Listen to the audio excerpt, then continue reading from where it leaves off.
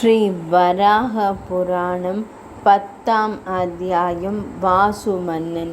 வாசு மன்னன் தன் அரசை தன் மகன் விஸ்வாசனுக்கு அளித்து புஷ்கர தீர்த்தம் அடைந்து அங்கு புண்டரீகாட்சனை முன்னிட்டு ஒரு யாகம் செய்ய, யாக நெருப்பிலிருந்து ஓர் உருவம் தோன்றி வாசுவின் முன் நின்று, உங்கள் ஆணை என்ன என கேட்டது.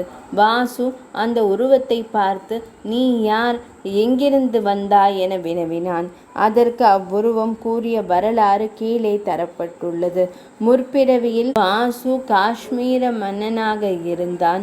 அவன் ஒரு சமயம் வேட்டையாட சென்றபோது ஒரு மானை கண்டு அதை அம்பெய்தி கொன்றுவிட்டான். அது உண்மை மான் அல்ல, ஒரு முனிவர் மான் வடிவில் திரிந்து கொண்டிருந்தார். அதை அறிந்த வாசு தான தர்மங்களும் மற்ற சமய சடங்குகளும் செய்வதுடன் தவமும் இயற்றினான். முடிவில் வயிற்று வலியால் அவன் மரணமடைந்தான். மரண தருவாயில் நாராயண என்ற பகவான் நாமத்தை உச்சரித்தான். பின்னர் யாக நெருப்பிலிருந்து தோன்றிய உருவம் தான் ஒரு பிரம்ம ராட்சசன் என்றது.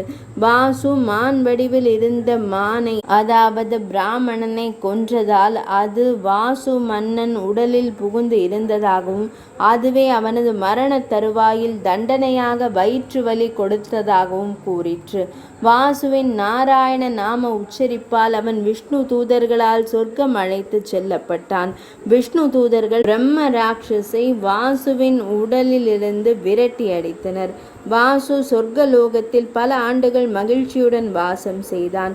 மறுபடியும் அவன் காஷ்மீர மன்னனாக திரும்பவும் அந்த பிரம்ம ராட்சசன் அவன் உடலில் பிரவேசித்தது. எனினும் வாசு புண்டரீகாட்சனை தியானித்து அவன் நாமங்களை உச்சரித்து யாகம் செய்ய அது விலகியது.